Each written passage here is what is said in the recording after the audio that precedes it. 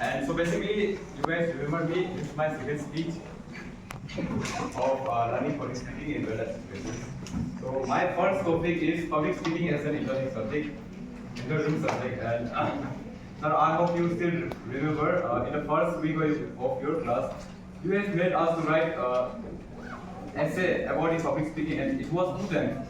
And it was my luck that I was present on this particular 2 days. And I have also written the answer that I have joined public speaking because I will learn public speaking in real life situations, because I know that if I work hard for like 24 hours and if I study public speaking as a theory, then obviously I will get passed. But what will I do with those marks if I'm not able to pass public speaking in real life? So public speaking comes under skill enhancement course.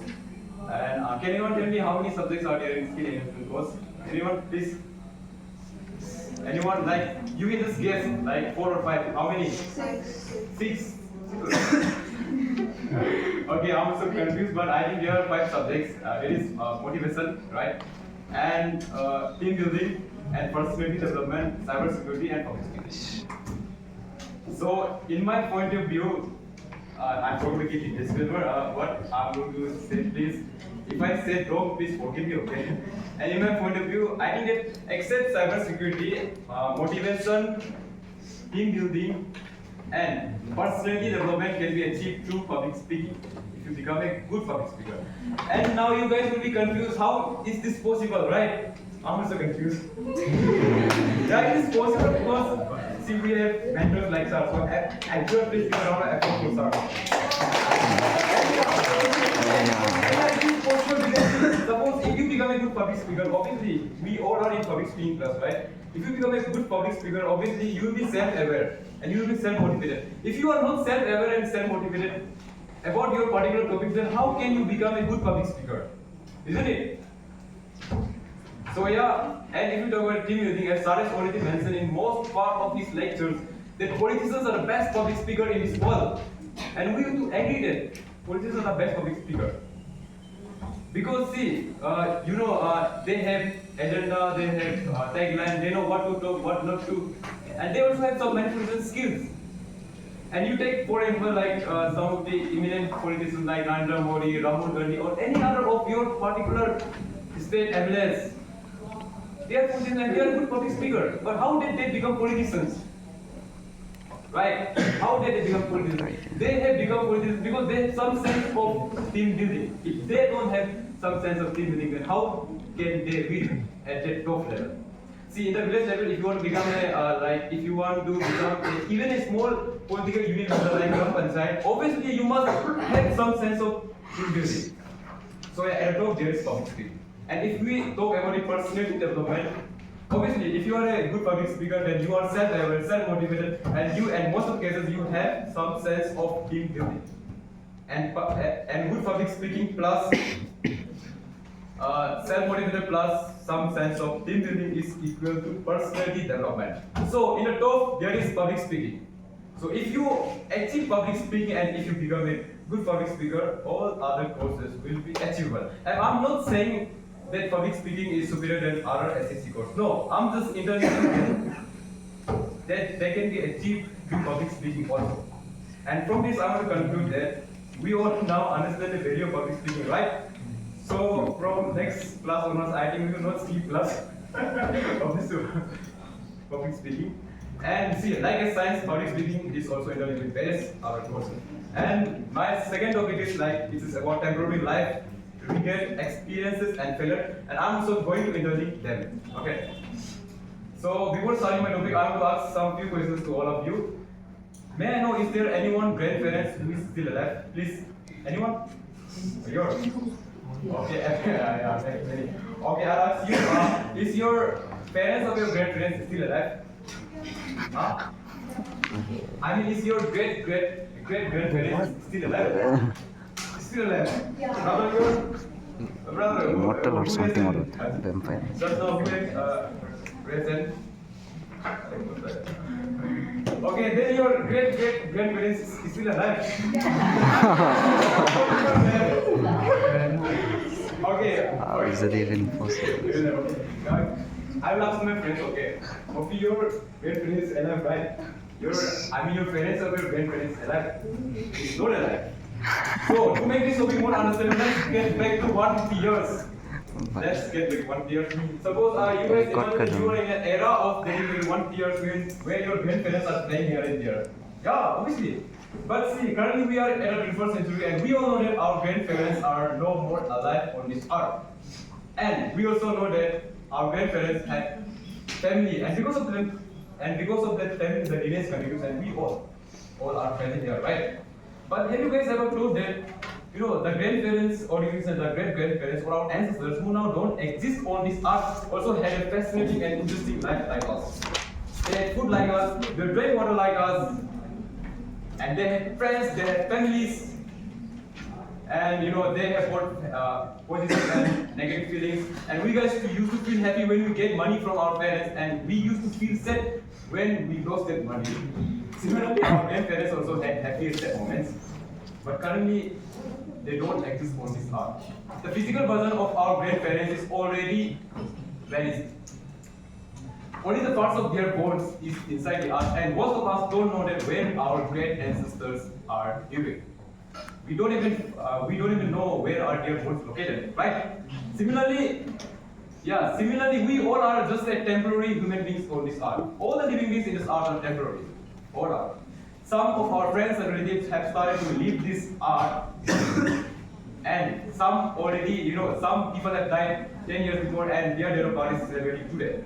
Some have died yesterday. Some will die today because of cancer, because of accident, and because of any other illness. And some will die tomorrow, some will die after day tomorrow. So what? It's all a part of life, and it's a temporary. And when we know the life is temporary, so why do we fear of being failed rather than trying and learning something? Isn't it? See, there are so many people in this world with different kinds of degrees, and I'm not sure about the other state, but in our state, me and my friends did a survey where we asked individuals like about their regrets and experience of life. And then individuals include our school stuff like bus driver, bus conductor, and in the other fields they included like you can say unemployment youths, and you can say like we are also going to and they included like shopkeeper, pani puri wala bhaiya, and we have come to the conclusion that one thing was common with all of them. It was regret of not being an obedient child in their schooling days. Now, why I am mentioning about education level? Because I have asked that persons who belong to the era of 1980s and 1990s, and on that era, we all know that the education system was a little bit prevalent in our Indian culture. Many parents were aware of the education system, right?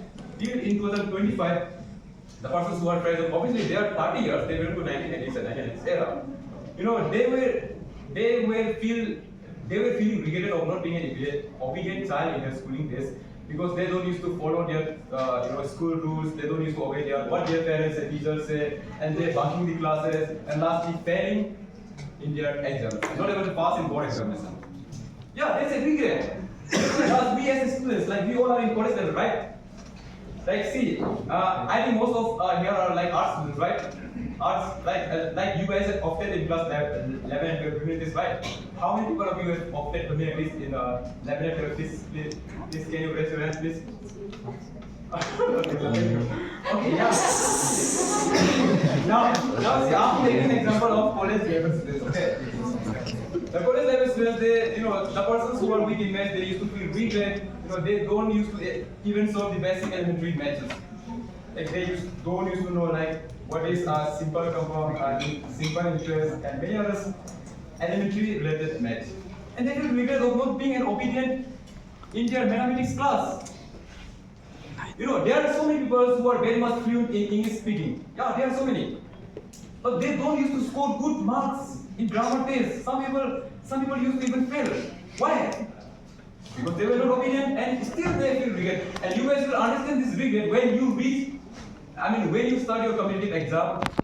See, in competitive exam, like there is, if you want to become an IAS officer or if you want to become any service officer, then obviously if you will get some mathematics questions.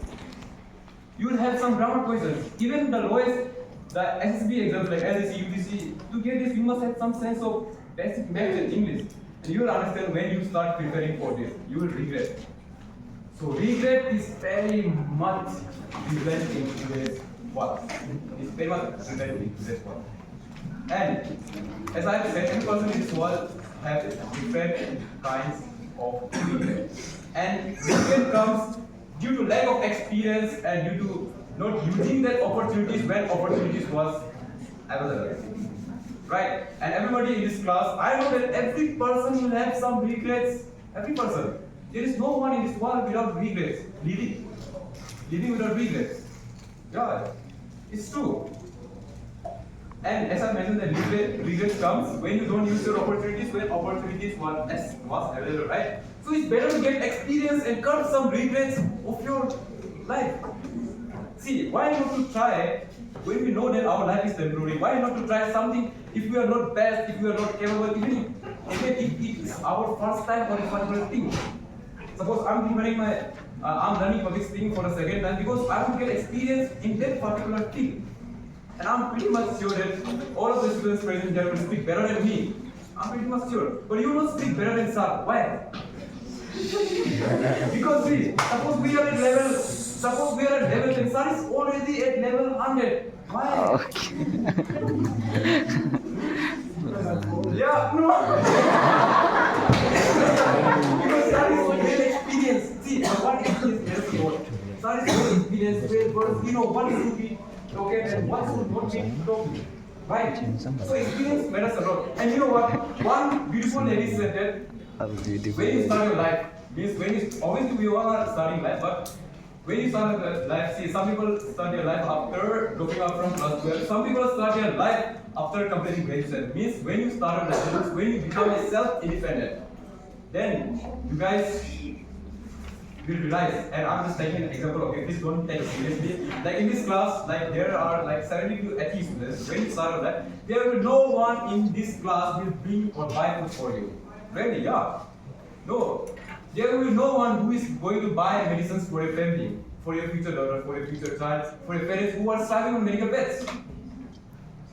It's your life, you are responsible for it. And you know what, it's a universal fact that your first try will be better, your second try will be better, your third, fourth, fifth will be better, but your last try will always be better than your first try. Yeah, because you have failed. And when you fail, you have learned. And when you learn, you get experience. Right?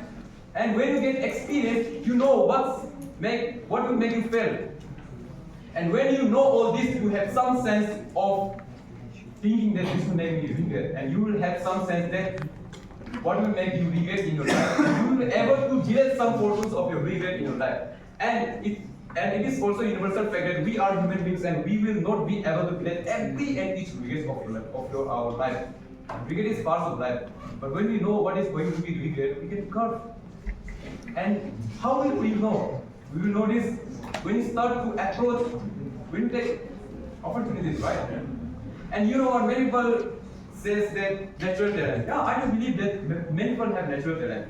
Some have natural talent in education, some have sports, in many other fields, I know. But you know what, that natural talent also requires development, enhancement, coordination.